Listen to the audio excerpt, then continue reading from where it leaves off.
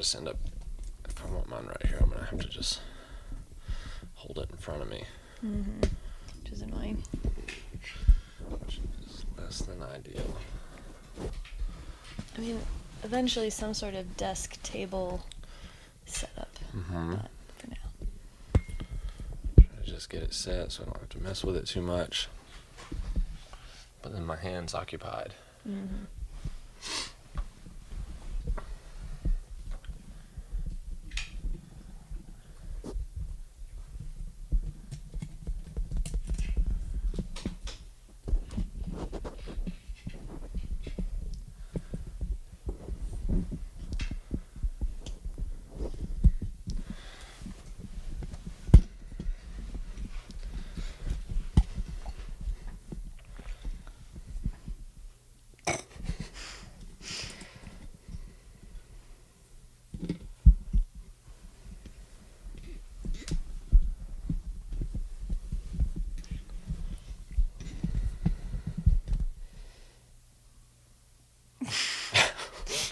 Yeah, I need to get another boom stand. Is this the one that we bought at the place? No, we bought this little thing. Just a little clip. Okay. Yeah. Make a podcast, they said. It'll be easy, they said. It's not, no. That's why I said 10 episodes, because it's not easy. On WeVideo, though, they have a...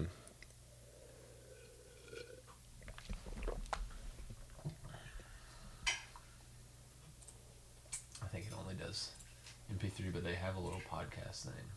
Oh. Yeah. Browser to record. It's on Google Chrome and try again. Yeah. Interesting, but we don't need that. Like it would record the episode for you on that? I think it records straight into WeVideo. Oh.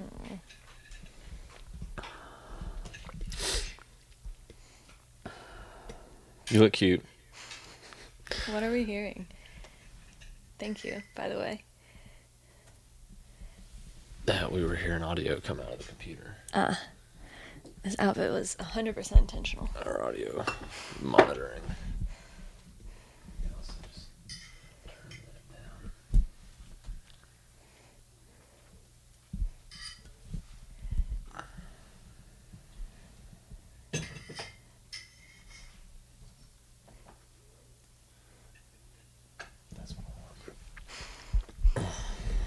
Your wet combed hair is giving me like 1940s sailor headed off to the war vibes. Oh, well, just getting ready, I guess. The way everything's going. It's going to be 2026 homestead, come on my property, take a bow to the chest. Hair is what it's going to turn into. Country collapses and anarchy ensues. Mm-hmm. How's your broth? It's really good. I like the bone marrow. Yeah. Yeah. It's surprisingly tasty. Oh, yeah. But I can't get to it because I'm having to use my left hand to hold this mic. So. Drink all the liquid. I think Preston's annoyed too.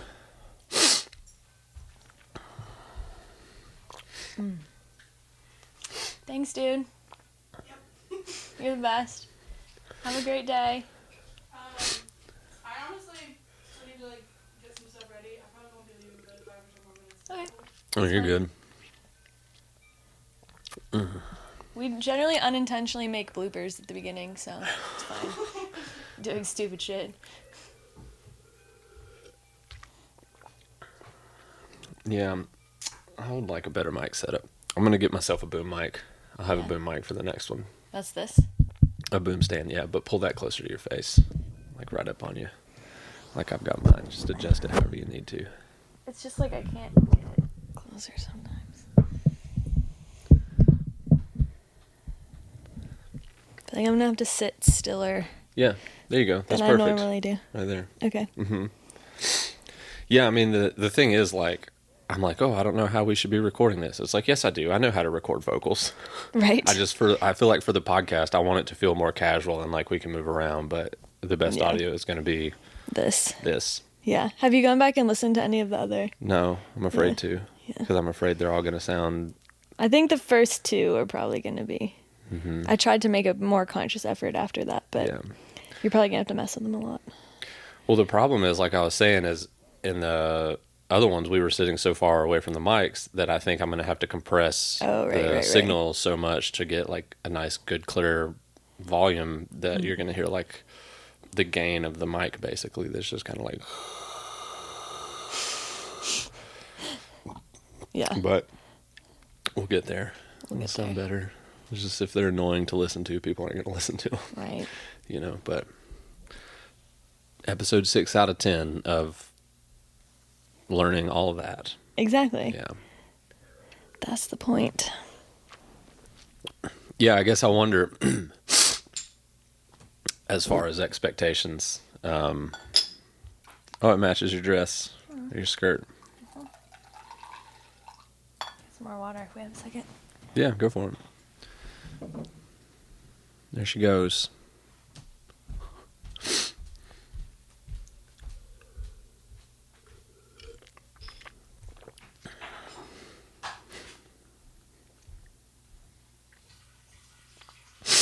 I could have been a sailor. Yeah? Mm-hmm. I could have done it. I could have wore the costume and been into dudes. Do you like boats? It reminds me of this quote from philosopher Andy Samberg. What? I know where this is going, but I want to see you do it. It's beautiful. It's I'm riding on a dolphin, doing flips and shit.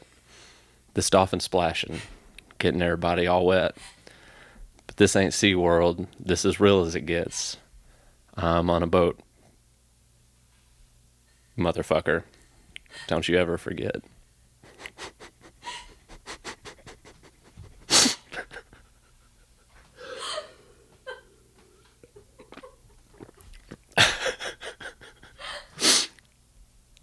It's deep stuff. Actually, deep shit. Yeah. Yeah. The philosopher, Andy Samberg. He's my celebrity crush. Oh, really? One of them, yeah. Oh, man.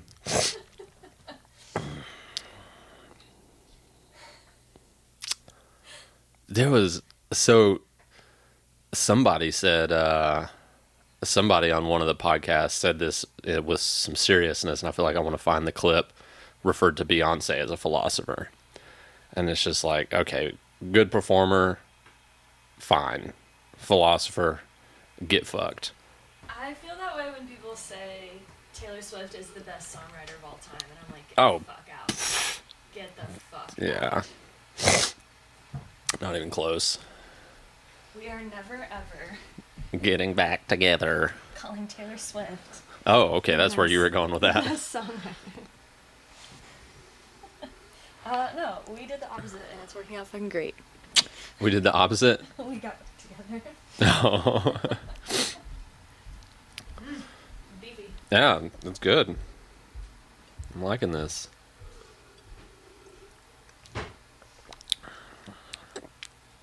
I like the creaminess and the fat offers.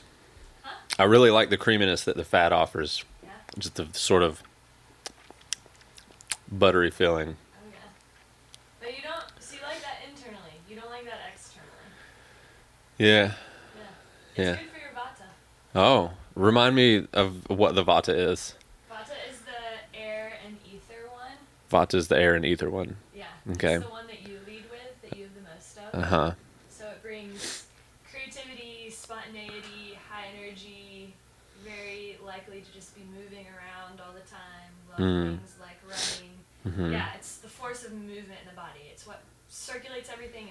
What moves air in and out. Everything is moving needs vata. Mhm. But out of balance, it's dry, rough, cold. So dry skin, gas, bloating, constipation, and there's not. I mean, it's air and ether elements. There's not this groundedness to it. So Yeah. Anxiety, racing thoughts, insomnia, hard to pin down, lacking follow through, always on to the next new creative thing. Mm-hmm. Mm-hmm. Yeah. I feel attacked.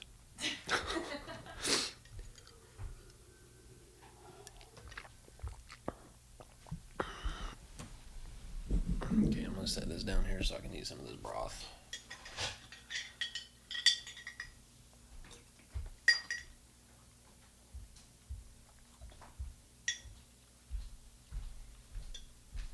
Alright, definitely meat chunks in that. Yeah? Mm-hmm. How those taste? They're tough. Yeah.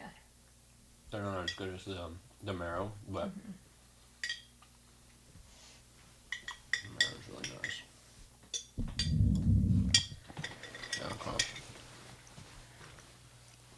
I'm gonna edit this out.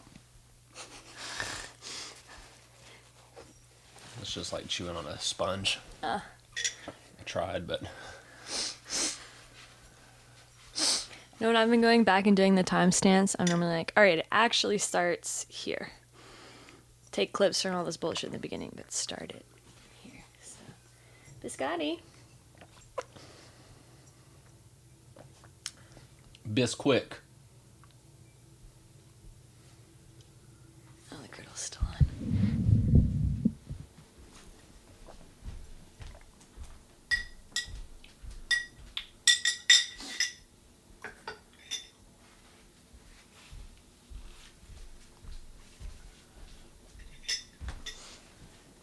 Doesn't have those chunks in the bit.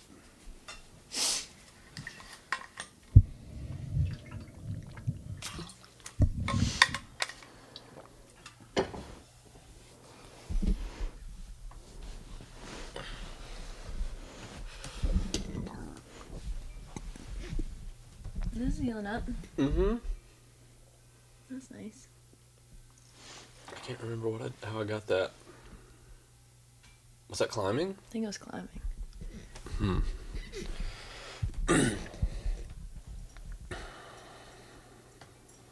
How's your tea? It's good. You want to try it? Yeah. It's super good. What kind is it? Cumin, coriander, fennel, and also Oh yeah, I do want to try it. ginger, and that one's kind of cold, but you'll get the idea. I think I've made it for you before. Yeah. Oh yeah, that's not bad. Yeah. It's fire starter for your digestion, but also has all the good detoxifying herbs in it. We're doing things. Have to talk into the mic. Okay, all those little hits or pops. Okay, there we go.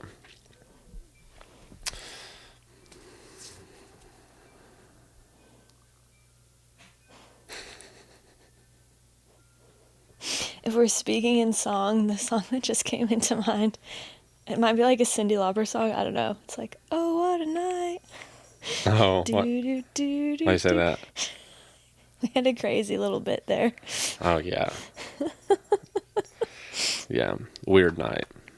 You should write your dream down Should I talk about it? if you want. Should I say it on the podcast? If you It was want. weird. Yeah. I mean, it feels like now, like the next morning being up and away from the moment, and almost the whole thing feels kind of like fleeting and Yeah, that's how dreams feel. not real. It was very real. You were. I don't even know what adjective to use. So, stressed. Yeah. So, fell asleep and was having this dream that you and I were in like some old cabiny type house thing, and we had this tabletop arcade game in there, like an old vintage one, and it was like multiplayer. It was the one like Galaga or Galaxia or whatever, where you've got like the little ship that just scrolls back and forth and you're shooting things. And then, so that was the dream. And then in the dream we were playing, and then you're like, I'm ready to go to bed. So like we just go to bed in the dream. And in the dream, when we go to bed, I start having another dream within that dream that we're car camping, and we're out in the car, and we're basically like going to sleep in the car, And so it's like I lose track of it. So in the house, which is a dream, go to sleep. Within that dream where I'm sleeping, start to have another dream where we're car camping. In that dream, go to sleep, and then start getting sleep paralysis in that dream. And I'm dreaming that like the car's moving, that we're like, I'm driving the car, but I can't control it. And I'm trying to like get myself to wake up so I can like get control of the car. But we're just like driving around in the woods somehow. I don't know how I'd be driving asleep like that, but I'm like experiencing sleep paralysis in a dream within a dream, which has never happened. And I've experienced sleep paralysis before, like more times than I would like to count. So then I managed to like shake myself awake from that dream, and then I wake up, or at least I think I wake up to you laying in bed in there with you, like here in the house. And like, I think I'm awake, and I think that I've woken myself up out of this sleep paralysis dream. And then it's like, you know, I'm kind of like, you know, if you've ever had sleep paralysis, it's very disorienting and causes like, you know, all, your body's going and like adrenaline's going and you wake up like out of breath. And so I woke up in that state, and I roll over to try to like see if you're awake, to wake you up, you know, just to be like, oh, I had a bad dream. But like, I'm trying to wake you up and I can't like get you to wake up, and I can't like make noise. And then all of a sudden the oven, which is a gas oven, I'm hearing like, and there's like 8 eyes on it. I'm hearing all of them just start clicking at the same time. Like every eye on the oven's trying to click at the same time. And then that just gets louder and louder and louder. And then it's like so loud that like I can't hear anything. And it's just like all around me. And then that gets like super stressful. And then I actually wake up in there in bed in the same spot where I was just dreaming I was. And so I'm really not even sure like if I'm awake. And then so I'm just like laying there kind of scared to even try to find out. And I'm just like, hey, are you awake? And you're like,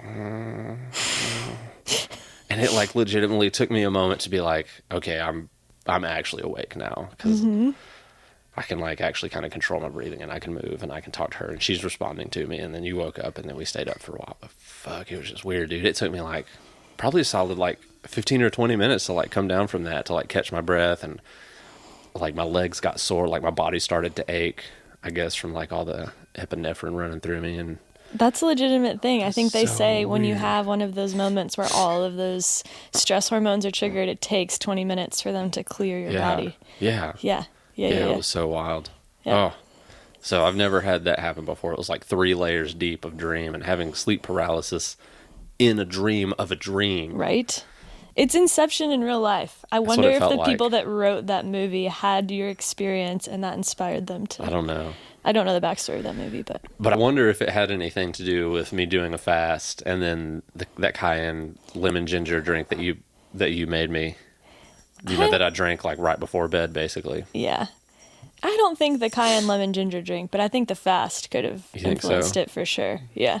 I mean, I've heard that like, I mean, I've eaten spicy stuff before bed all the time and never had weird, vivid dreams. Yeah. But I've heard people say that like it can make you have weird dreams. I've never experienced that, you know, unless I contributed last night. But And that was just a little bit of cayenne. That was nothing yeah, crazy. right? That's true. Yeah.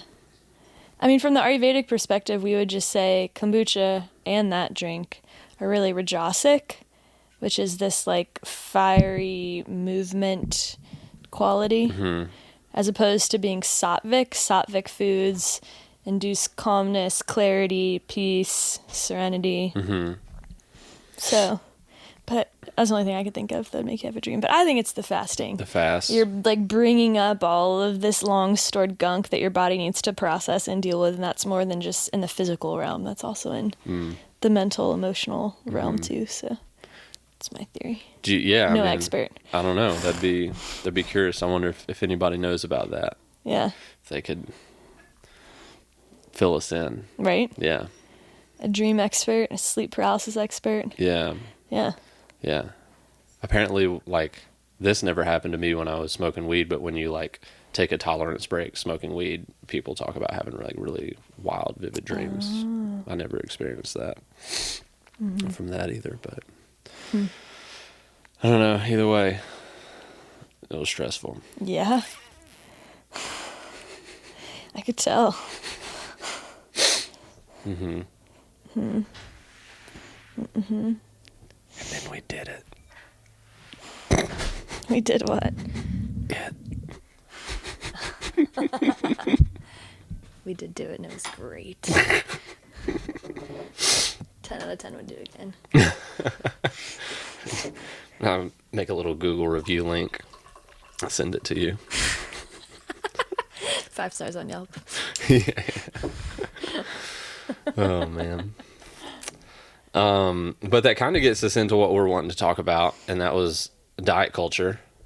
And the reason I brought that up yesterday is because I just saw an article, and I didn't read the article because the article wasn't really the point, but it was just the title of the article. And it was like when you pull up your web browser, you know, and it's like DuckDuckGo or Google or whatever you have, and it like shows like articles that it wants like try to get you to click on, that sort of thing. Yeah, yeah. And one of them was like how to protect your kids from diet culture. So I was just like, oh, we could talk about that because well, I guess so. My premise, my thesis, where I think would be interesting to kick it off from is I agree that diet culture is kind of bullshit because health is not a thing you do for a 8, 10, 12 week period. It's a lifestyle. Mm-hmm. It's daily choices. And so I think diet culture has been properly identified as a problem. However, what I see often happen in the culture is the problem is correctly identified, but the solution is incorrectly identified. And I feel like the response to diet culture is this body positivity thing, where then in response to diet culture, they say, well, you know, it's, you know, you can eat whatever you want and, you know, everybody is health, like all bodies are healthy and all shapes are healthy. And, you know, there's no such thing as foods that are better than other foods. And all of those things I just wholeheartedly disagree with because it's not true. And so, yeah, I guess that was kind of where I figured we could kick off is we have on the one hand, the diet culture, which I do agree is problematic. But then the response to that is this like body positivity thing, which I would just say is like part of, I don't know. I feel like there needs to be a whole sort of thesis come up with, but it's like some sort of like sickness culture where we just go completely the opposite way. Mm-hmm. But like the problem and the solution, proposed solution, are both pathological. Oh man, there's so much here. I'm so excited to talk about this. That's why I recommended it. I was like, oh, this is one we absolutely have to talk about because I've been overweight. You know, I weighed 240 pounds at one point in my life, and my ankles and knees hurt, and I couldn't walk up a flight of steps without getting out of shape and without getting out of breath. You know, and then now I sit around 200 pounds and like run ultras and climb and, you know, can fight a little bit, and, you know, I'm strong and agile, and it's like I wouldn't change it for the world, you know. Oh yeah. But it's not because I decided to go on a 12-week diet. It's because I changed the whole way I lived my life. Mm-hmm. So yeah. And we've talked about that before, about that being a pathway to embodying masculinity is connecting to your physicality and finding the strength in your body that you maybe didn't think that you had. So yeah. Okay, let's start with the diet culture bit. Okay. And I also just want to preface the lens through which I view a lot of this, my background and understanding what health means and my health journey comes from Ayurveda, which is ancient holistic health from India, sister science to yoga. If you stick around on the podcast, you'll probably hear me talk about it a lot.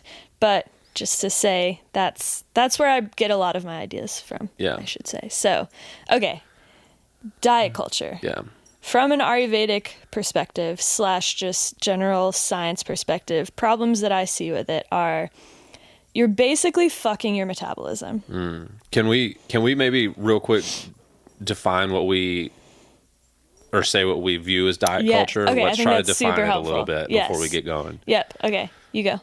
So to me, it looks like all these fad diets, the paleo and keto and I mean, there was like, I'm trying to think of the ones back in the day that were always like advertised on TV when I was a kid. Atkins. What are some of the other ones? The low carb one. Yeah. They always seem revenue driven. Yeah. To me. Yeah. I don't think they encourage lifestyle change, like longevity, like long-term lifestyle change. But it seems to be short-term things, as in there's an end date, there's a start and end date to this. I feel like that's not a great job of explaining it, but that's what it seems like to me. This, what would you add to it? I'm gonna write stuff down because I don't forget, because my mind's going a million miles an hour. Okay. So many things I want to talk about. She's notating.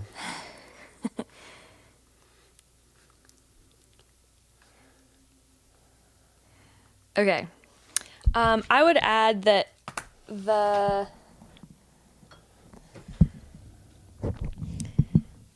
reason behind diet culture, yes, I think you hit on something, that it's profit driven. Mm-hmm. It's big companies trying to say, if we make people dissatisfied enough with themselves, we can profit off of it. Okay. And I think it's the problem with diet culture, and we're going to, I'm sure, get into this when we talk about this, is yes, I 100% agree. Being overweight is generally not in a state of health. Mm-hmm. But the problem with diet culture is it just equates thinness with health. And I don't think that's a one-to-one correlation either. And that's a dangerous logical trap to fall into. For sure. So I would add that. It's diet culture is just saying the only form of beauty is super thin, and you need to be dieting all the time, and depriving yourself all the time is super noble. Yeah. And cutting corners and not doing things that would actually make you really healthy is what you should be doing in the name of thinness, and therefore that's a good health. addition. Yeah. That's probably one of the primary aspects of it too that I missed. Yeah. Yeah, that equation with thinness. Yeah. Okay, so problems with this. Metabolically, if you are so substantially reducing your caloric intake in a day, you essentially send your body into starvation mode. You're essentially eliciting the exact opposite physiological response of what you're going for. When you're in such a caloric deficit, your body thinks you're starving, and everything you take in, it puts into fat stores, thinking, oh, this might be the only food I'm going to get. I need to save this for later because I might not get more. Okay. So when you're dieting so hard, you're not actually probably going to be losing all that much weight, which is super challenging. Yeah. I think another huge critique I have is any diet that asks you to eliminate entire food groups. Okay. Not sustainable long term. Not going to promote what I would consider a true holistic definition of health. Yeah. And you look at it over time, you know. The vegetarians and vegans are mad at you. Yes, that's a different thing.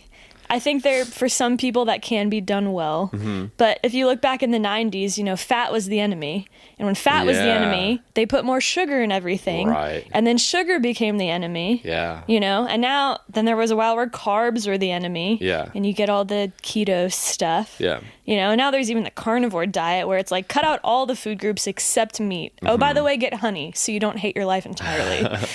Yeah. So I just can't see any logical explanation to say why you need to eliminate an entire food group and say that that's better. And from the Ayurvedic perspective, we're all about address the root cause. Don't just put a Band-Aid on the symptoms. Yeah. And so much of Ayurveda is saying digestion is the root of all health. And the food isn't the problem. Your digestive capacity is the problem. Wouldn't you rather not have to be gluten-free and dairy-free and nightshade-free for the rest of your life? Wouldn't you rather just have a stronger digestion so you can actually eat whatever you want to eat because those foods aren't inherently that terrible for you? Gluten is not the problem, and I know that's super controversial. We have evolved alongside wheat for tens of thousands of years. Our bodies can digest wheat and gluten. The problem is our digestive capacity is so fucked, we act like it's something outside of us. Yeah. And sure, there is an argument to be made of GMOs and all this awful quality reduction in crops that we actually see. I mean, the amount of vitamin A in a head of broccoli now from a head of broccoli in the 1950s, it's like 30% of what it used to be, which is Okay. so sad. Yeah. So yes, there is an argument to be made. Some of the foods we're consuming are not as good anymore. But my hope for everyone in this world is they have access to healthy, whole foods. If you're Yeah. eating healthy, whole foods with a good digestion, your food is not the issue. We've also seen this in the substantial rise in food allergies. I mean, I feel like you can't even have a kid in public school nowadays that says, all right, if you bring peanuts into this classroom, you're going to kill poor Jimmy. So that didn't used to be that way.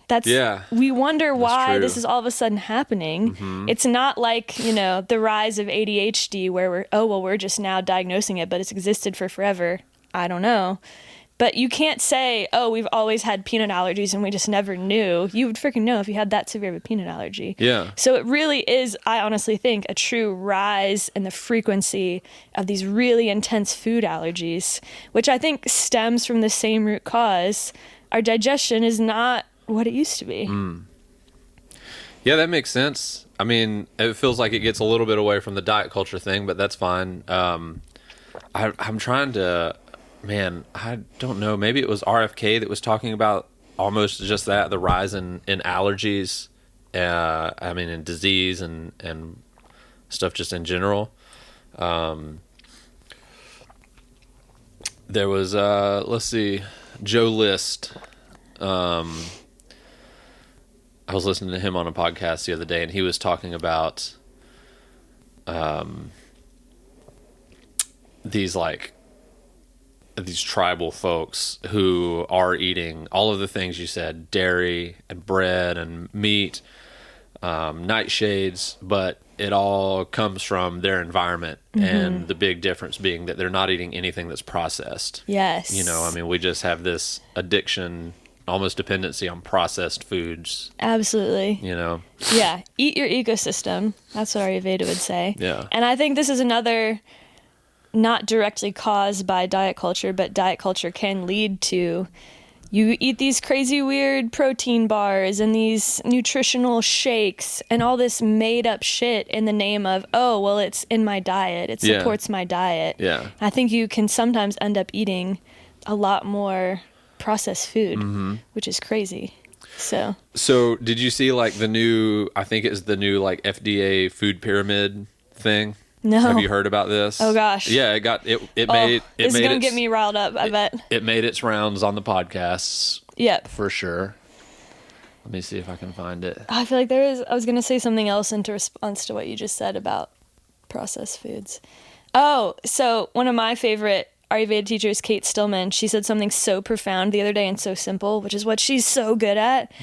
She said, nowadays we supplement our diets with real food. Where real food doesn't even make up the majority of what we eat. It's like a supplement. Like, okay, I had some kale, I had some greens powder in my smoothie. Why didn't you actually just grow the greens in your garden and then go eat them? Why does it have to be already processed into something else that then you act as a supplement, like, this will be enough. I'll just add a little bit of this. See, I have a lot to say about that, because a lot of people are going to say, well, who the fuck has time for a garden? Or I live in an apartment, or this and that. I've, for a while now, had this sort of theory that, we've given our lives over to convenience, and we've relinquished the responsibility of the work that it takes to maintain, well, let's call it a homestead, because we live modernly convenient lives.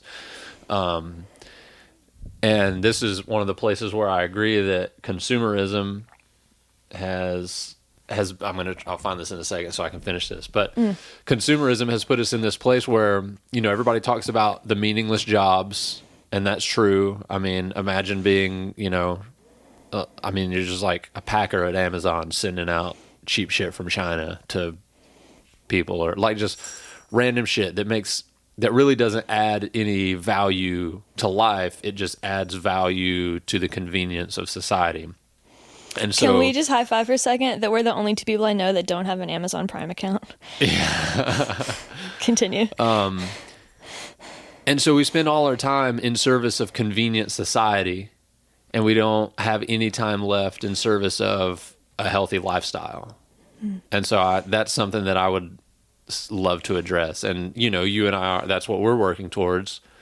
But yeah, it's like, well, I don't have time to have a garden and I live in an apartment in the city. Yeah.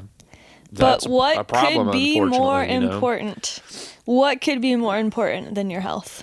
And so, right, it reminds me of this thing that I see pop up every once in a while that's like, oh, you say you would die for your children, but would you become healthy for them?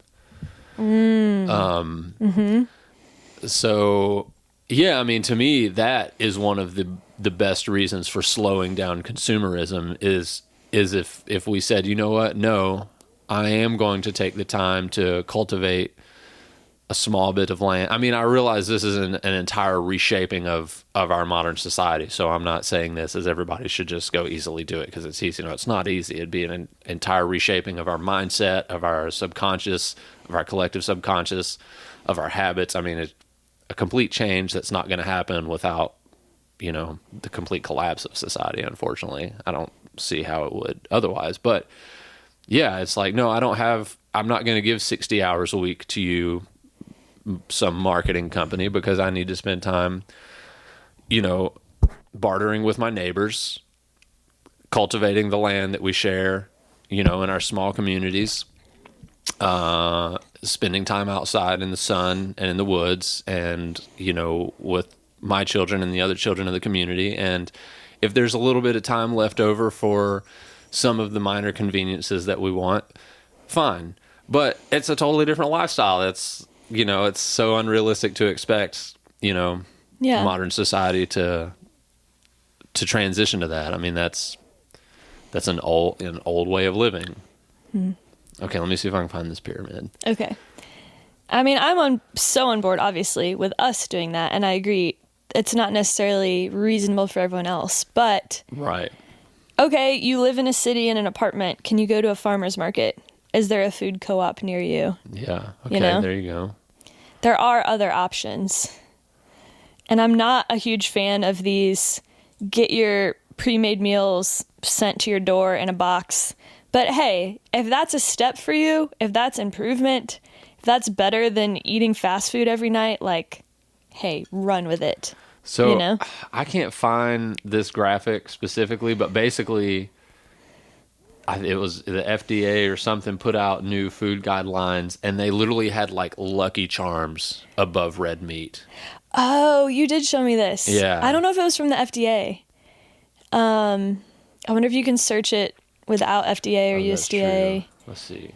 I mean, there was even... It's probably who's the big cereal company? Like P&G or something. Quaker Mills? No, I'm making shit up. The company that owns all the shitty cereals. Here. Food Compass. Food here Compass, yes. Okay, so there was a chart. Who put this out? Okay, so this is just from a website right here. Oh, it's on Snopes. Okay. What is Snopes? I've never heard of that. It's like they claim to be fact-finding. They claim to be, if you want the real deal, unbiased truth, go to Snopes and it'll debunk the bullshit and tell you the real deal. So this says, we looked for the truth behind claims that the U.S. government funded a new food pyramid chart that said kid cereal is healthier than beef. Good Ranchers published an article.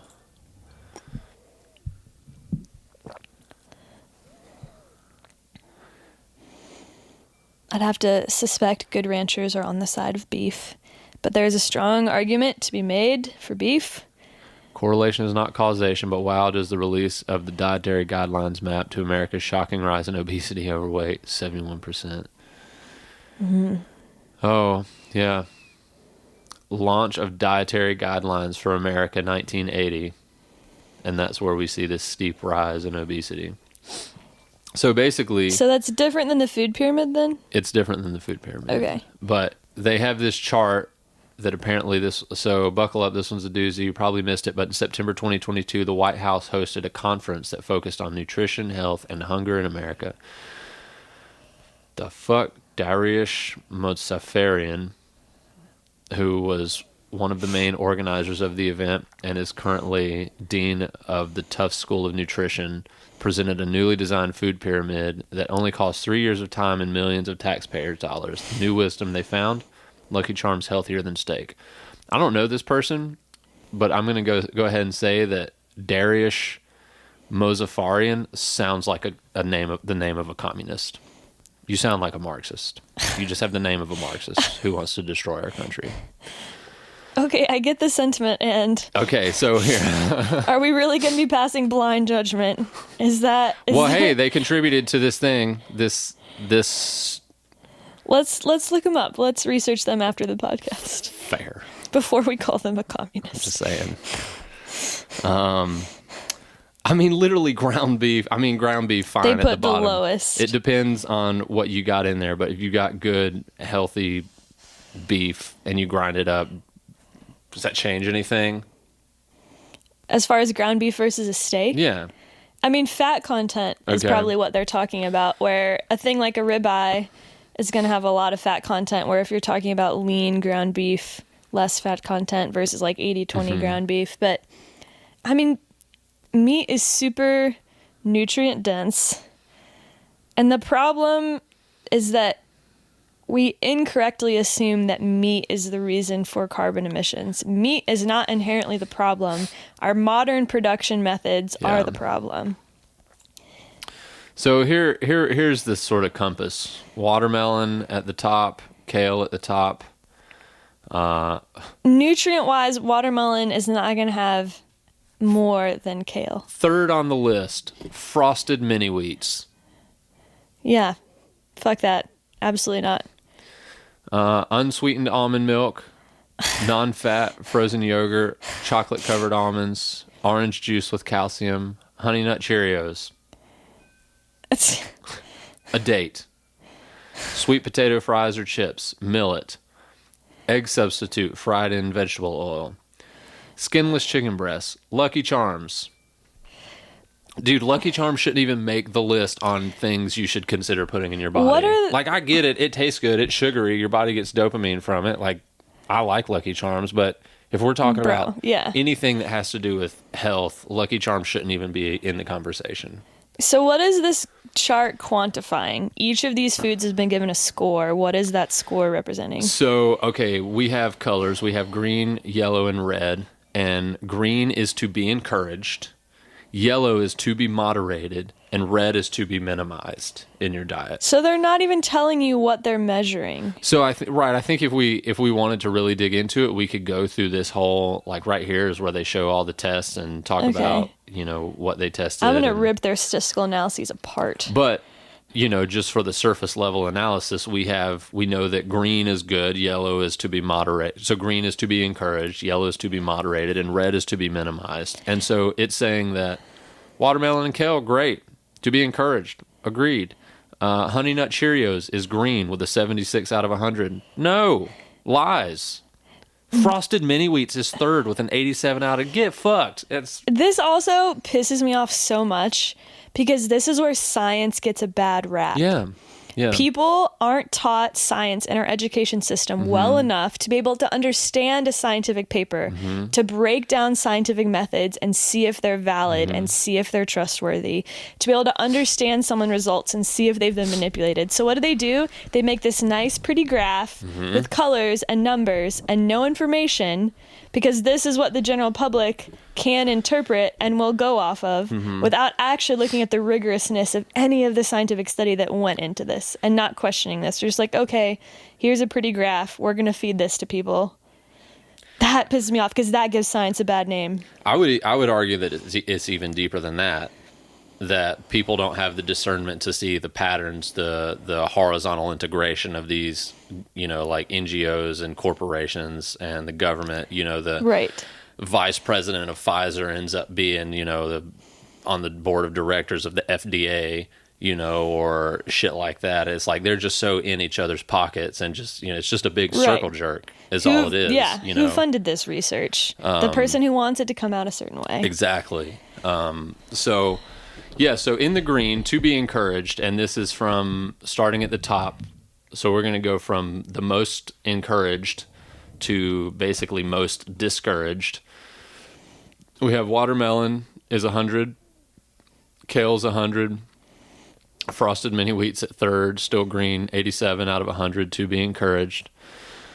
Unsweetened almond milk, non-fat, frozen yogurt, chocolate-covered almonds, orange juice with calcium, Honey Nut Cheerios is still in the green with a 76 out of 100. Dates, 76 out of 100, still green. Now we get to yellow, to be moderated, sweet potato fries or chips. Is that sweet potato chips?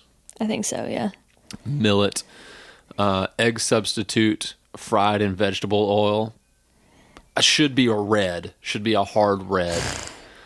Skinless chicken breast is to be moderated. I mean, look, if you want to talk about, we could talk about a couple things with chicken. The fact that most of the chicken you're going to buy at the store is pumped full of GMOs, and also that we're only eating hens, and so you're getting higher levels of estrogen. But look up Tyson. They're That's not great people. right, it's a whole different thing. You know, I mean, when I think of a chicken breast, I'm thinking of, you know, in the context of like a chicken that you murdered in your backyard, that you Yep. raised, that's healthy and has been eating bugs and shit Yes. its whole life.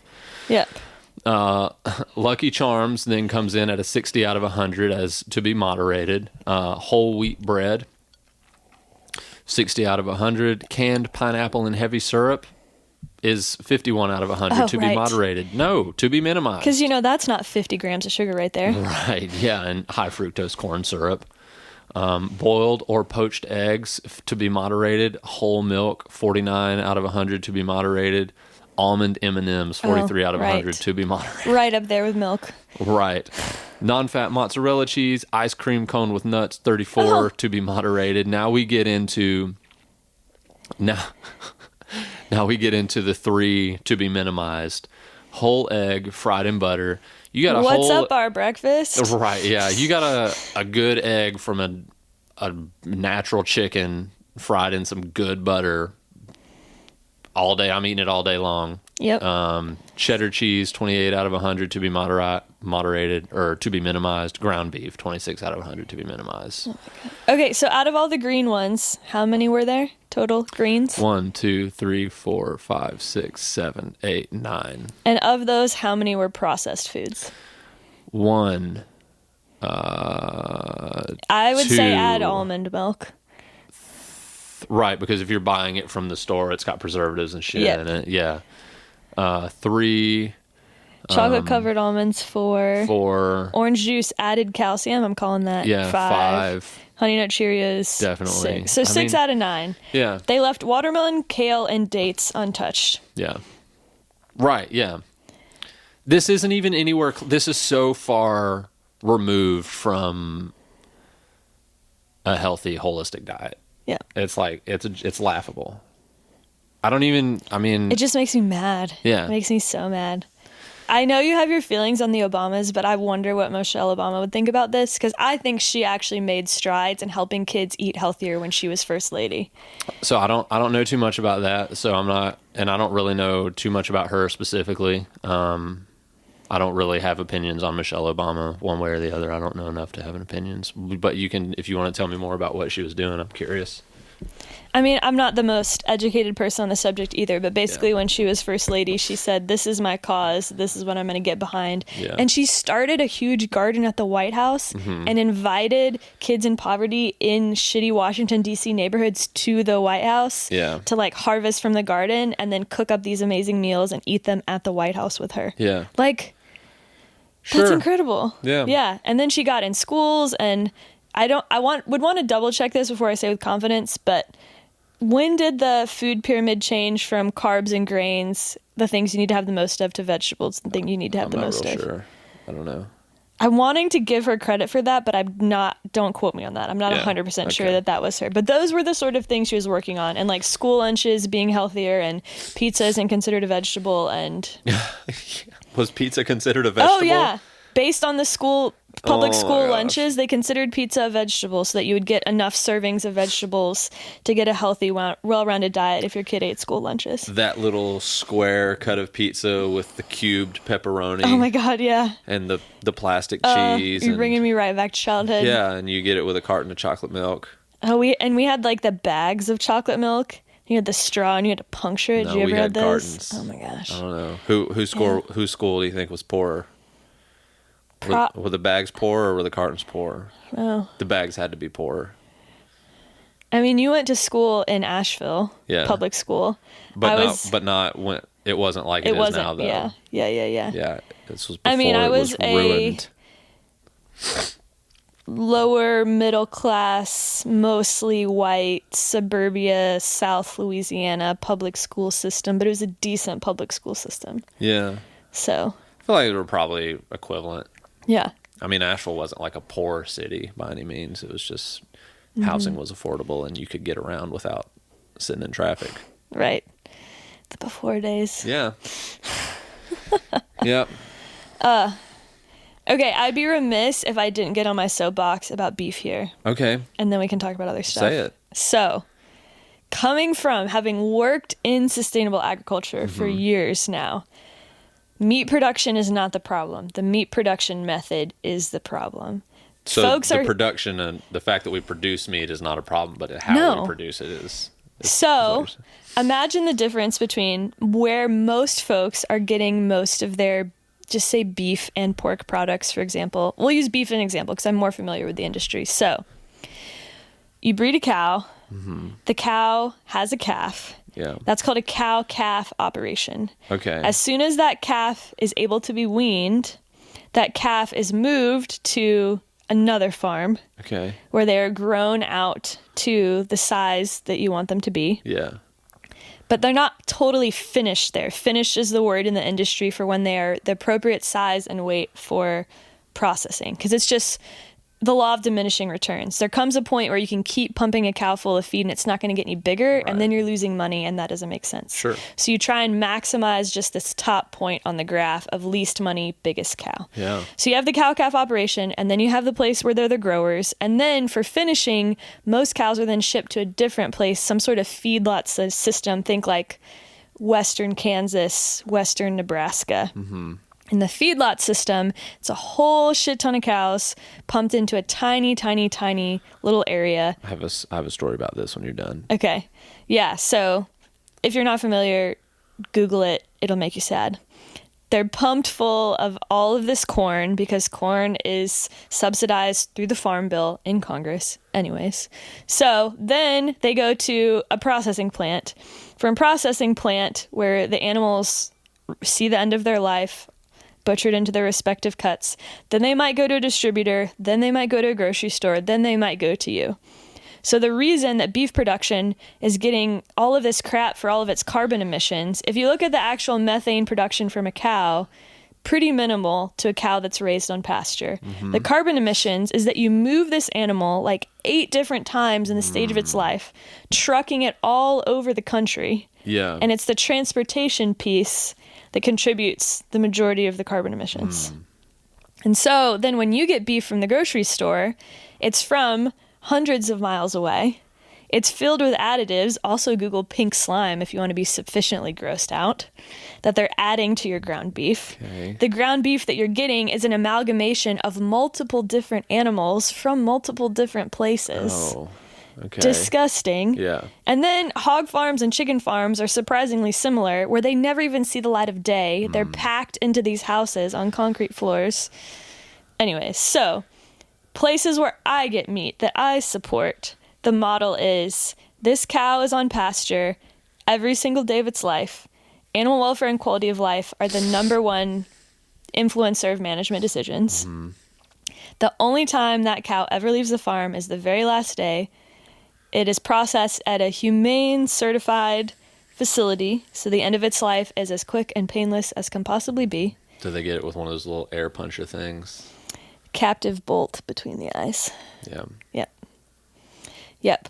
And so I feel good supporting farms like that are also local, you know? I can't remember the last time I actually went and bought beef from the grocery store. There's like 2 big local farms that I support. Yeah. That have amazing animal husbandry practices. Here? Yeah. Who are they? Hickory Nut Gap, which is a little bit different because they're grass-fed, grass-finished, and there's a lot of controversy about that. and Biltmore, which is not grass-fed, grass-finished, but is pasture-based. So people get so confused about this because grass-fed, grass-finished is a super big buzzword in the industry right now, and there's awful legislation regarding food labeling. Okay. You can basically, people think words are important, but don't actually understand what those words mean, and the way that they're regulated is ridiculous. To say something is organic, you only have to have 10% of your farming practices be organic. Oh, wow. Which is stupid. Yeah. So people think grass-fed, grass-finished, and if that's your deal, go for it. Super great omega-3 to omega-6 ratio, healthy for you. If you're looking like diabetic, yes, grass-fed, grass-finished beef. Okay, but what is grass-fed, grass-finished? That means that animal, all it ever eats its entire life is grass. So grass-fed in the growing process, that finishing process, that last stage in the animal's life where you're getting it to that prime weight before processing, that's the finishing stage.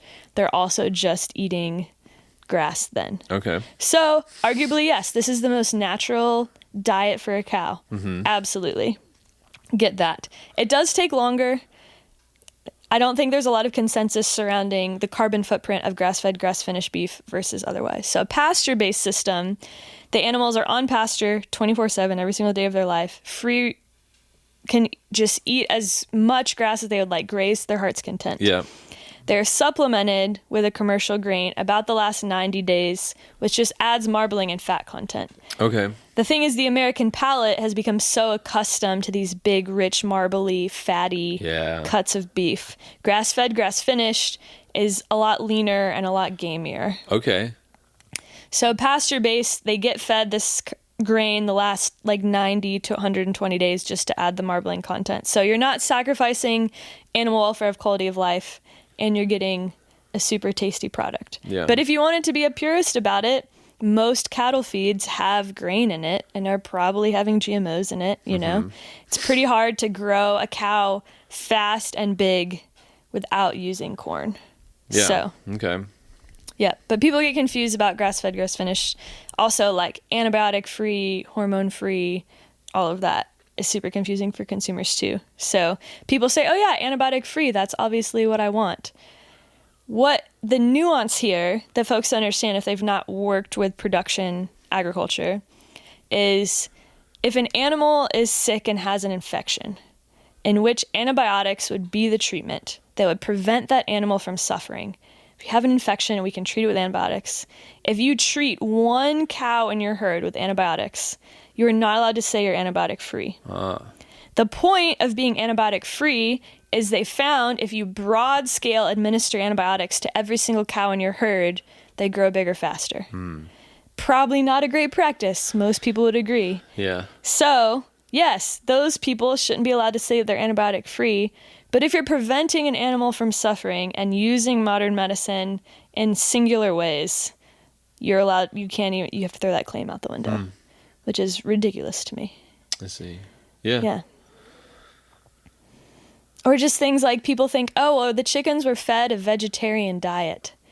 Are chickens naturally vegetarian? No, a chicken wants to go scratch around in the dirt and find grubs. Let a chicken be a damn chicken. You ever seen a chicken fuck up a mouse? No. Really? Yeah. Yeah, they're little murderers.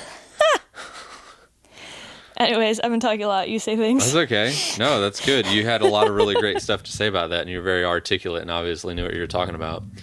I mean, I think that, the thing is, I sometimes I feel a bit of the imposter syndrome about talking on things that I don't have a lot of technical knowledge on. But I feel like one of the things to remember here is that diet really is not that hard.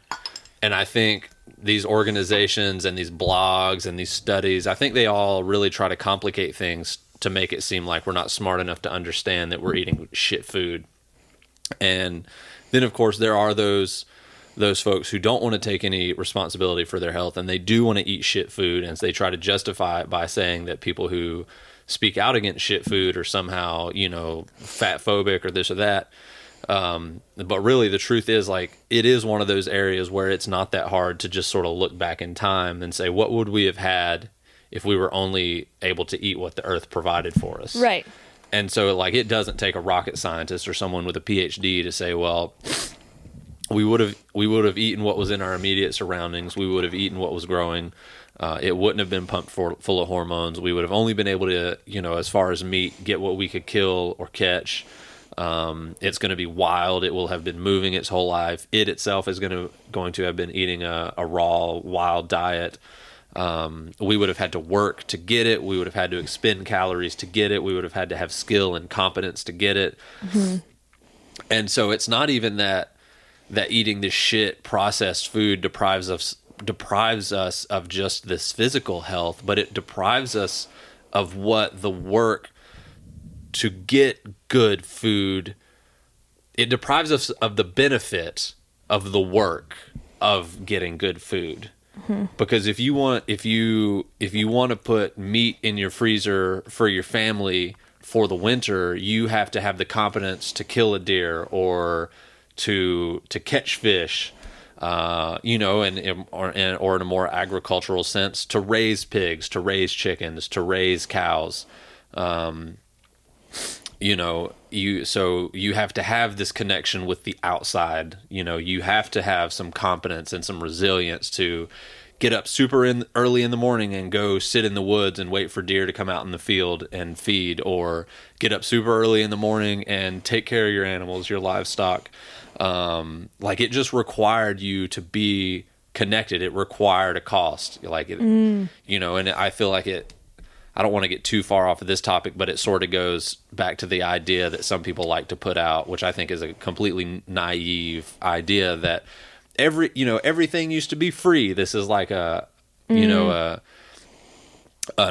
argument against capitalism, is like, oh, we've put a price on everything and everything used to be free. And no, the shit, it didn't. Like it required a cost. It required value. It just wasn't an exchange of a currency, of a man-made currency. The currency was effort and competence and failure and hungry, going hungry for a winter when you fucked up your harvest or your livestock, or you didn't kill a couple deer that fall, and like you paid a price. It was absolutely a price.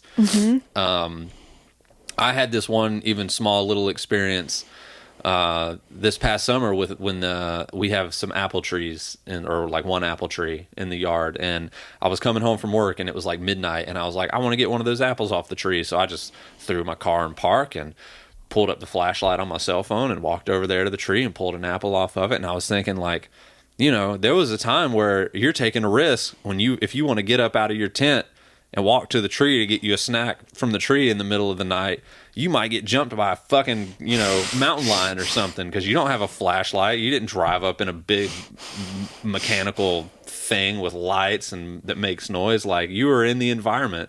Mm-hmm. So, like, you probably just laid there and said, you know what, I'll just wait till the morning. Like, we didn't have this just immediate, easy access. And I think that has deprived us of so much more than just the physical health that we miss out on.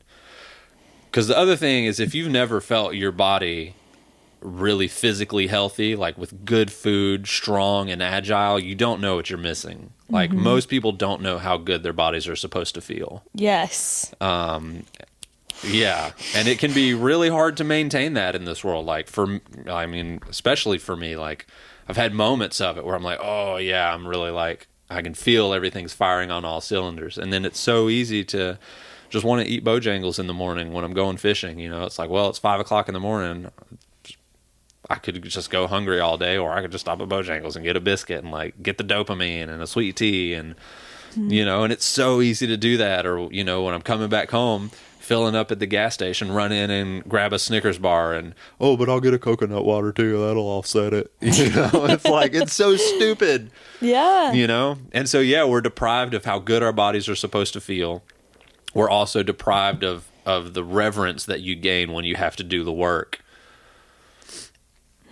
So, yeah, I think it's more than just the physical health portion. We're deprived of this like really connected lifestyle, this ancientness, this humanness. And it really does make you feel good.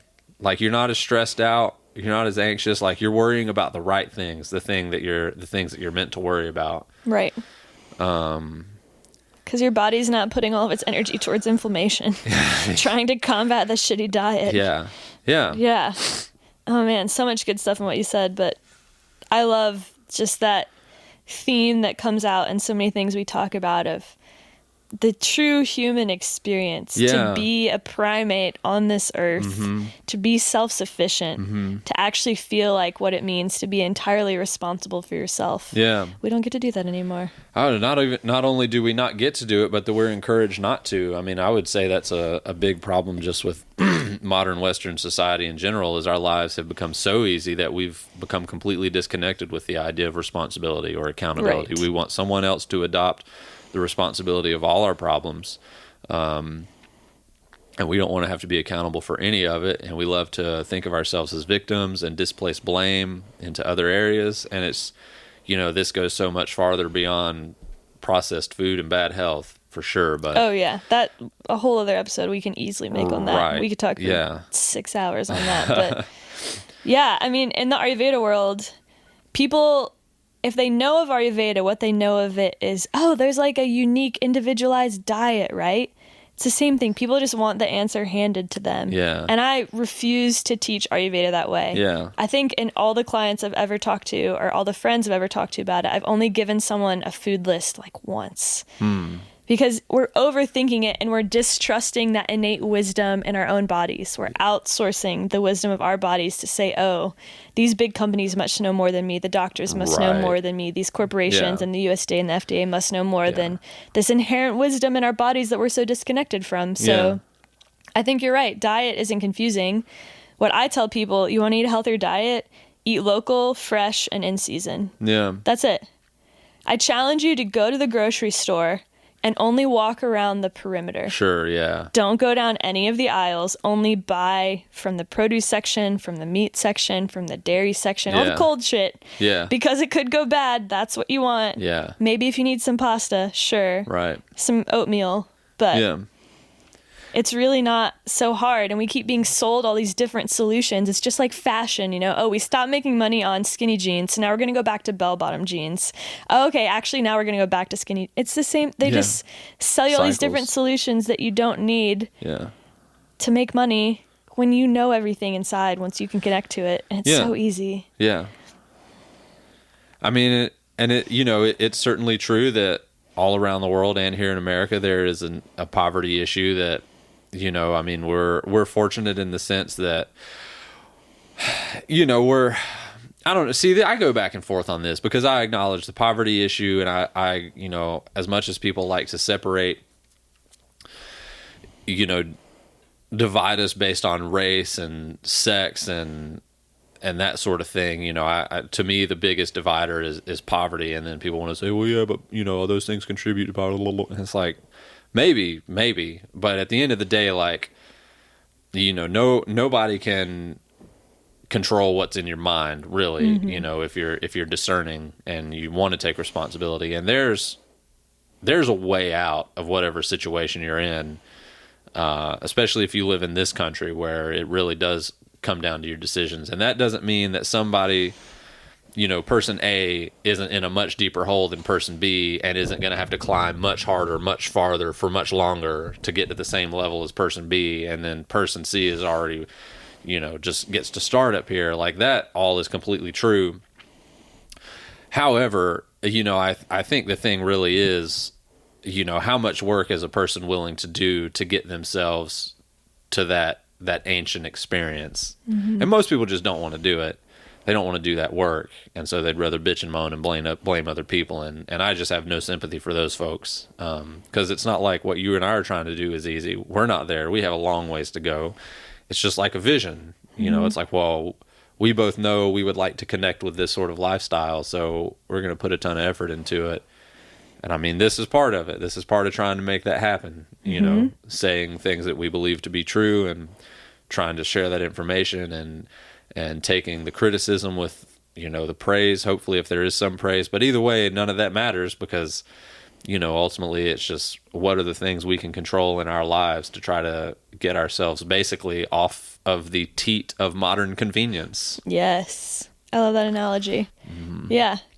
And I think this like homesteading life or this simple life or this... It's not simple. People think it's going to make you Instagram famous and YouTube famous. Right. And I think there's a lot of allure to it, but raising animals isn't easy. Yeah. Being self-sufficient isn't easy. You can't overly glamorize it. I mean, it's freaking hard.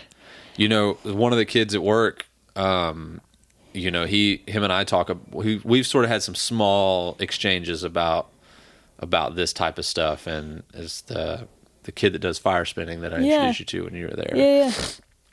I overheard him talking to another person at work who, you know, could make different choices and is trying to, but he was basically, yeah, man, you just focus on the sleep, diet, and exercise. You know, the context was like depression and anxiety and all this. And he was just like, yeah, you know, if you just focus on and I just overheard him say that, focus on the sleep, diet, and exercise. And I could tell like he believed what he was saying and could have said so much more. But it's one of those things that like you can try to plant the seed, but you can't just like knowledge dump on somebody. Right. Because if knowledge were the limiting factor, there would. Yeah.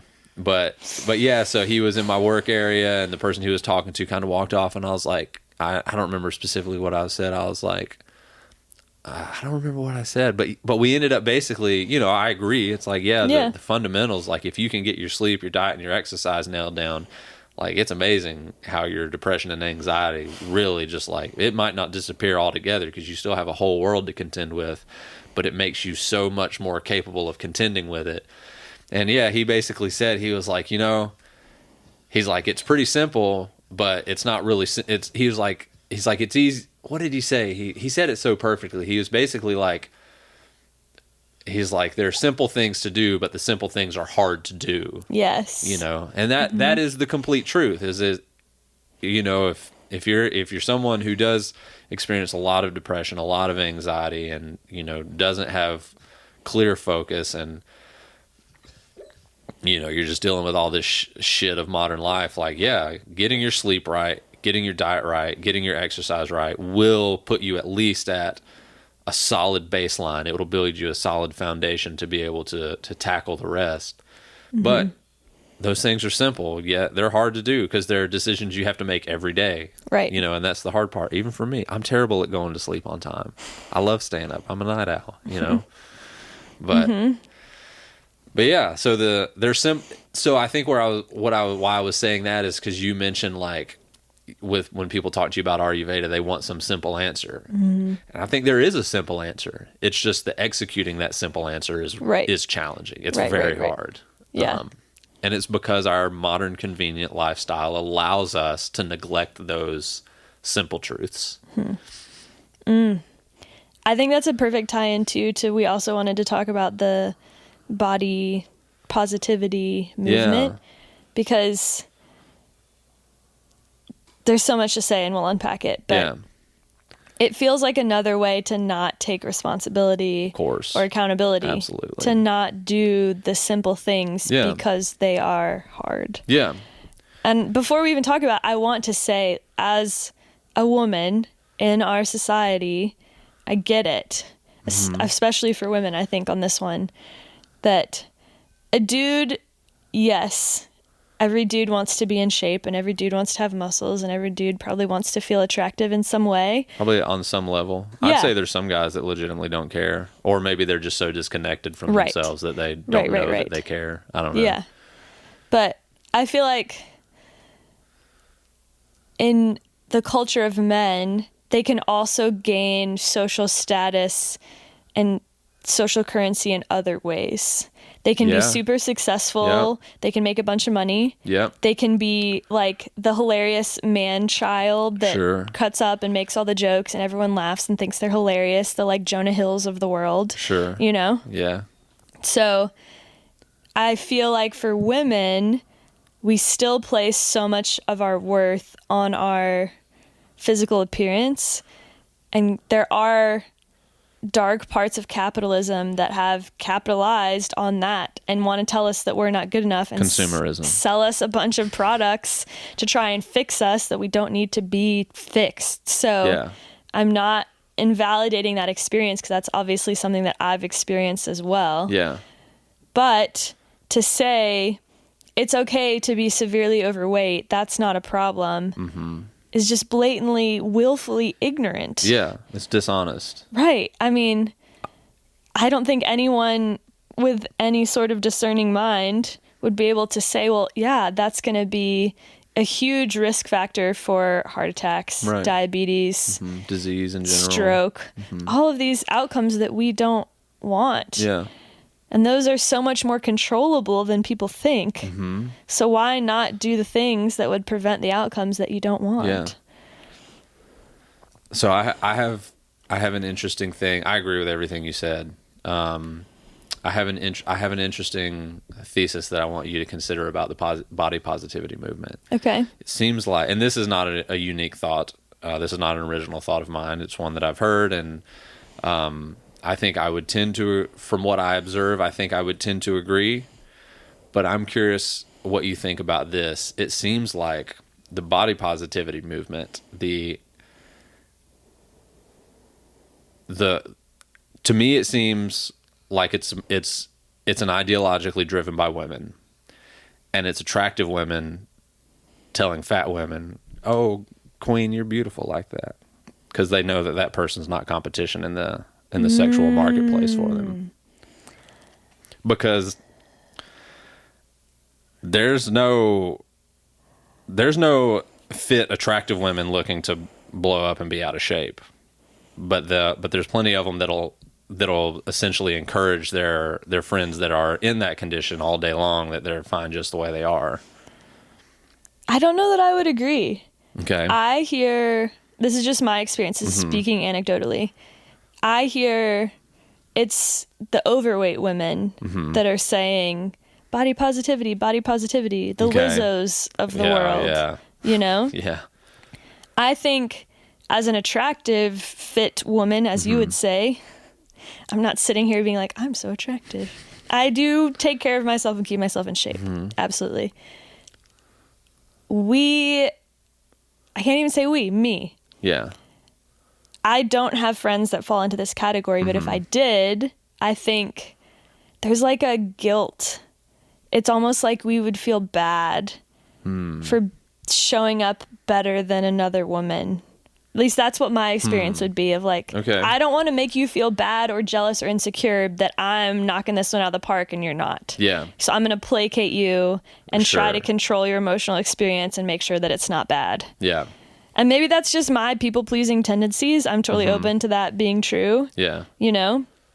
But I would like to think that if I did have a friend in that category, I could be a good influence and be like, hey, let's go. I mean, I started Swole Girl Summer this summer with my Yeah. friends, and it was awesome.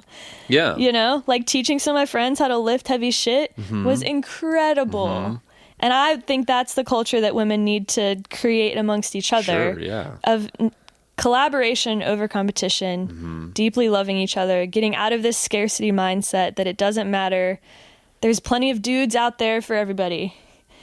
Yeah. You know, That's true, like yeah. we don't have to be in competition about who's prettier, who's better, who's, you know. I want to say something about body shapes. Okay. That ties into the portion of diet culture that just idolizes thinness. Yeah. And this sort of pushback on or I guess where it go, you know, where then it extends into body positivity and encouraging people and validating them being overweight and out of shape as that being some sort of health, like health being subjective in some way. Right. So you've been to a couple ultras now, you've run one, you've seen all the different body shapes that show up to run these races. And you've seen the fact that there are women out there. So everybody, I think most people who aren't familiar with ultra runners, with trail runners, people that run 30, 50, 60, 100 miles through the woods, 24 hours at a time, it would probably be fair to assume that if you're not familiar with that, you might think that these are all tall, skinny, lanky people. Do you think that would maybe be fair? I thought every single person at the race was going to look like you. Right. And they don't. No. Do they? And that was one of the things that really surprised me when I got into it. And one of the things that really surprised me was how many thick, strong, like tree stump looking people are out here doing 100 miles in the woods. And so I think the thing that I want to say to the body positivity people is that you're right. It's not, skinniness does not mean health. Correct. But obesity is unhealthy. And if you eat well, sleep well, and exercise your body, it is going to take whatever shape it's naturally born and designed to take. Right. That doesn't mean that your shape is my shape or that mine is yours. But there is a difference between your body carrying around 40 or 50 pounds of excess fat versus you're just someone who's short and stocky and has a lot of muscle. You can still be an athlete. You can still be athletic. You can still have cardio. You can still lift and move heavy things. Some people were born to be the foot messengers that ran 60 miles a day to take letters back and forth between towns. And some people were meant to be the people that stand up behind the gates and push on them because they're unmovable when somebody's trying to come through them. But either way, if you put yourself up against the resistance of the world, your body's going to be strong and fit. The shape almost is irrelevant. And so I guess that's my thing is like we focus so much on the shape that we're completely missing the point of what health is. Right. And so if you can't pick something up and carry it, if you can't drag something, if you can't, walk a few miles, at least just be able to walk a few miles without your knees and your ankles hurting, without being out of breath, like the shape of your body doesn't matter. It's just what is the composition of your body? Yes. And so I think that's something that really bothers me with the body positivity movement is they try to encourage unhealthy behaviors. And it's disconnecting people from that experience they can have of having a healthy, strong body. Right. It doesn't mean you're going to be tall and skinny. It doesn't mean you're going to be short and stocky. You might be one or two or somewhere in between. But everybody and every body has the ability to be strong and athletic. Yes. I think that's a really great point. And that's something that Ayurveda talks a lot about. It's this individualized science, but we have these three kind of big building blocks that make up all of us, and we all have them in different ratios. But one of the ways, from an Ayurvedic practitioner perspective, we physically look at someone and see, okay, based on your body type and body shape, which one of these dominant energies might you lead with, for example. So like Vata, tall, lanky, big, prominent joints, darker eyes, darker hair, stuff like that. So it's in there, even in the ancient wisdom from thousands of years ago. Yeah. And I think this is another part where culture is not doing us any service, where in the 80s and 90s and everyone was doing all the aerobic videos and it was all be tall and thin, don't want a big butt, be super, super tiny. And now you look at it and I don't know if this is a rise in hip hop culture or what, but it's like, no, curvy women, grow that dump truck, have a huge ass, have thick thighs, which partially for me, I'm like, oh, thank God, finally I've come into style. But knowing that that's going to change. And then the next couple of years, it might be different all again. It's the same as this consumerism, trying to convince people they're inadequate as they are and they need to buy things that will make them be different, which is so sad. Yeah. And I think we're talking a lot about how the body positivity movement can be troublesome. And I think it absolutely can be for these health related reasons. And it also brings to mind, there's a friend of mine so her dad's kind of a piece of shit. And growing up, he would put her on the scale every week as a young girl. Oh, wow. And always tell her that the number was too high. Jeez. And constantly berate her about her body. And then when she, big surprise, developed an eating disorder. No fucking kidding. Oh was my gosh. Berating her for that. And, she's still healing and dealing with this. But okay, yes, she needs some body positivity. She needs to know that she's fucking beautiful. And she is. Yeah. But even still, I see little bits of it pop out in her from time to time where she's like, oh man, I really need to do another core workout. Really need, cinch this in. And I'm like... It sounds to me like it's not even the body positivity she needs. Like it's like she needs the personal positivity, the spiritual the self-love, positivity. Yeah, like self-acceptance. Yeah. But yeah, I mean, what a terrible thing to have to go up against, to have that this external figure tell you what is right and wrong, and then be relying on that and just. It's interesting. See, I think this is, part of why I want to be a therapist, or I don't know, maybe I want to just be like a psychotherapist or something, but it's like her father. I'm like, I'd like to sit with him for a couple hours. Yes. I just want to. Yes. I just want to pick him apart a little bit. Yeah. And she's at this point where she moved across the country to go to school here and doesn't really have a relationship with him, and then feels guilty that she doesn't want to be close to her father. And she's kind of navigating, what does this look like in adulthood now, when she wants to set some boundaries and be like, Dad, you're kind of a dick. So, but that, I love hearing that from you, that you're like, no, I want to know why. Why is he the way that he is? Yeah.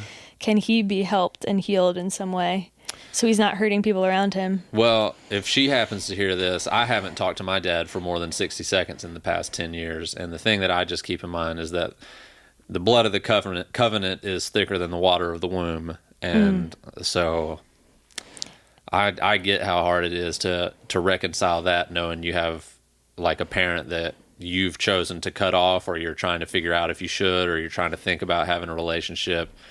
And I mean, in my own experience, the only thing I did was just sort of more, realize that the idea of a father, the kind of father I would have liked to have been raised by, I've put that idea to rest, and I've mourned that. And now, now he's just a guy that lives out there and does his own thing. But, so it's okay to sever those ties if there's no like mutual respect or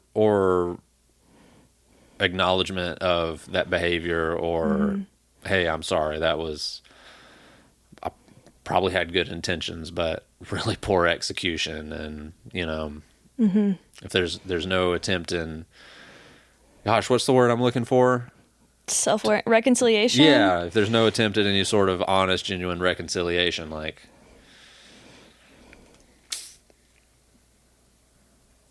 yeah, there's people that'll care for you in the way that they never did.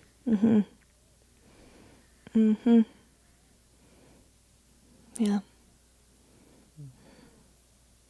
What else? I just want, as always, people to feel strong and empowered. And, the biggest enemy you're going to fight is always going to be yourself. And yes, accountability and responsibility are very real. Nobody's going to do it for you. And I don't ever want to make anybody feel bad about where they are in life. And I feel like that's why I'm so open about talking about the stupid mistakes that I've made, the dumb decisions I've made, the bad person I've been in the past. Because I want to, I mean, to me, it seems no different than, you fall out of a tree and you break your arm. Like, nobody's judging you or thinking you're a bad person because you're hurt, but also like you're, with physical wounds, we naturally heal from those, and we naturally tend to move on from them and forget the pain. But with this emotional stuff, we just internalize it. We allow it to become part of our identity, and we allow ourselves to become victims of it. And then we never want to move on from it because it's like, it gives us some sort of, I don't know, we get sympathy for it. We get, people look at us like, oh, you poor thing. And I guess, it's like, I never want anybody to, like, if you're overweight and out of shape, I don't want you to feel bad about it. I just want those folks to know that, hey, if you decide at some point that it's something you'd like to change, man, there's a really amazing, I don't even want to say body, because the body isn't even really the point. There's an amazing experience on the other side of it for you. Just the agency you're going to feel, that you're going to gain, the confidence you're going to gain, the fact that you're just going to show your brain, hey, we can do a thing we stick our minds to, we can affect change in the world. It's just going to open your mind in so many ways. And, I think responsibility is what can save the world. So, none of this is to make anybody feel bad, but it's just to shine a light where I see a light needing to be shined. And,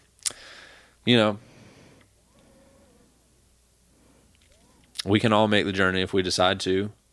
So I guess that's basically kind of what I'm hoping for, is that, you know, that so if it encourages anybody, you know, to take the journey, that'd be cool. So one of the guys in my counseling program, when we were doing our counseling role play the other day, he was like, you know, he already has a ton of experience working with, like, you know, veterans and EMTs and law enforcement officers, and he does counseling for them, and he's very much in church, you know. And him and I were talking, and he was like, my philosophy is, if I can just help one more. And he's like, I hear people all the time saying, if I can just help one person. He's like, but I don't want to say if I can just help one person. And he's like, because I helped one person 6 months ago. He's like, so if I can just help one more person. So I guess it's just that, like, all this, like, inevitably everything we said is going to piss somebody off. And if this offends you, it just means you're not there yet. You haven't taken accountability or responsibility, and that's going to piss you off too. And it should. There's a reason it pisses you off, because it's true that you're the only one that can get out of your own way. So I don't care that it pisses you off, because all this stuff that has exponentially improved my life, people at one point in time told me it would, and it used to piss me off when I'd hear it too. And it wasn't until I got essentially just started getting pissed off at myself, and the judgment of other people didn't matter to me anymore, because I was just realized, God, like, I just am unhappy with this. And, you know, fuck, like, other people are living in ways that I'm looking down on, but they're living better lives than I am. Like, what am I missing, you know? And so, yeah, I mean, be pissed off, but, you know, I don't know. That's part of the journey. You know, you're in it, whether you know it or not. And I don't know. That was so great. Oh, thanks. Now we're gonna go drink our bone broth, and I've had enough bone broth this morning. I feel like I really would like to go and mow us a spot in the grass, and we should roll. okay, Could we do that? absolutely. Okay. What do you want to say anything else? Let me look and see what our time looks like. It's 12, so plenty of time before work. And we've been going for an hour. We've been recording for an hour 32, nice. and we probably killed 15, 20 20 minutes fucking maybe, around. yeah. I don't know. Do you have anything else? We love everybody, but we're not afraid to talk shit and call people out. Yes. I do want to say that. You said something I feel like it's going to stick with me forever last night. You said, I'm not going to save you, but I'm not going to leave. I'm not going to abandon you. I feel like that sort of love for everybody is what the world needs. So, yeah. I mean, you said it all so beautifully and eloquently. I mean, I think all I could add is that, you know, my personal experience is this too. And I think when you haven't yet gotten to where you want to be, it's really easy to look at the people that have it and think they must be special or different than you somehow, or made of different stuff. Right. Like, oh, well, they just naturally have that, or they are just superhumanly motivated and disciplined. Yeah. That's not true. It's not true. Like, we're just normal people that decided this is what we're going to do. To make different choices. Exactly. You know? So I think for the women out there listening, I hope you found it encouraging to hear Brandon talk about the shape of your body doesn't so much matter. It's yours, and it's individual and unique. And you are a representation of the divine exactly as you are. And I think as women, it's so easy for us to get caught in the comparison trap of, well, I'm not that. For me, it's like, oh, well, I'm not the tall, skinny bitch. Never going to be her. Never going to be the twig bitch goddess. But, you know, there's probably my dance teacher is a twig bitch goddess. She's like 6'2" and gorgeous. And she's like, man, I just keep trying to work out and build some muscle on my butt. I just want some curves. Yeah. I just want to not be a flat pancake up and down. I'm like, huh. Yeah. Interesting. Okay. So, love yourself, but always know it's a path. It's a journey of growth and improvement. And as women, we have unique challenges in our society that are stacked against us. We still should watch Misrepresentation. I promise it will go better than the last documentary we watched together. Yeah. I mean, I starkly remember talking about different body types. In 3rd grade, my friend Jenna Knobloch, that I went to elementary school with, because I was really lucky in this public school system, getting pulled into a gifted and talented program in kindergarten, and then going to school with the same about 15 kids in that gifted and talented program from kindergarten to 12th grade. Mm-hmm. Still, Stuart's one of them. I mean, just amazingly close friends as a result of it. So Jenna, tall, lanky string bean, kicked everybody's ass in the 800 in high school on the track team. Just like, amazing. Yeah, I know. We agree. The worst race in the history of track is the 800. Yeah. But yeah, I remember in 3rd grade, like sitting next to her in gym class or some assembly or something, and already feeling like my body was too big because it didn't look like Jenna's. And sitting here like fidgeting and trying to move and like, oh, I need to exercise more and I need to move more and I need to like lose weight. Like that diet culture is so insidious that you just have to be thin. So I invite women to find your worth in all of the amazing other ways and know that it's hard and it will be a constant thing. And I don't claim to be perfect at it. I had a very large breakdown about it literally last night. Thanks for your support and care and holding the space so beautifully and reminding me who the fuck I am. So, yeah. Also, if you want to get strong, if you want to be a swole girl or what's your equivalent? What we need to come with a cute thing for you to say. Oh, I don't know. I mean, I think it's simple for guys. Like,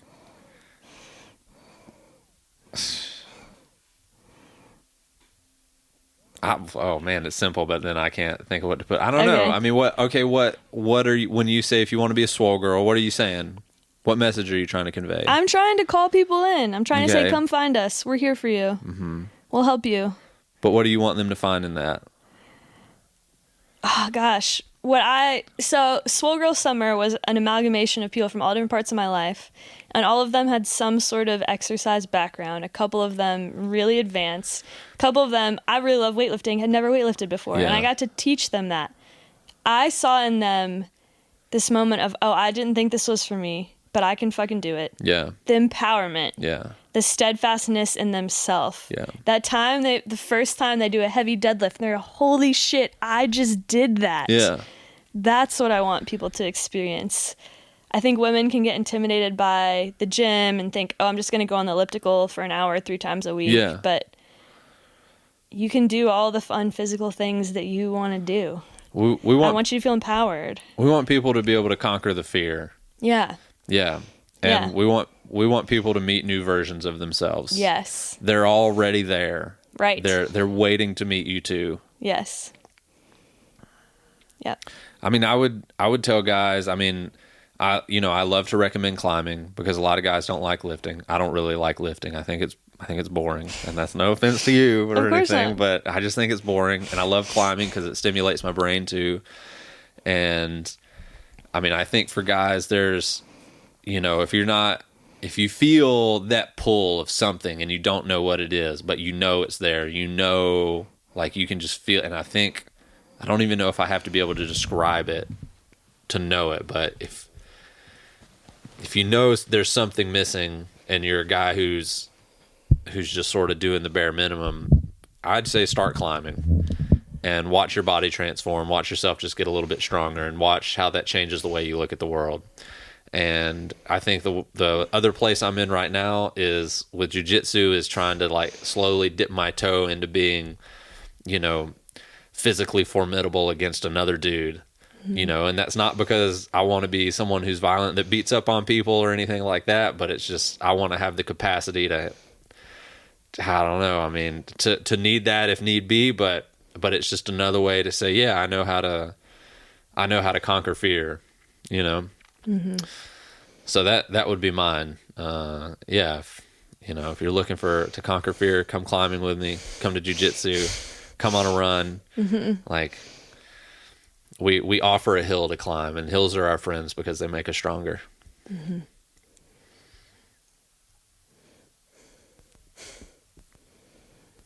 Nice. Do you have anything else? I No? think so. Me either. All right. Mm-hmm. Episode 6.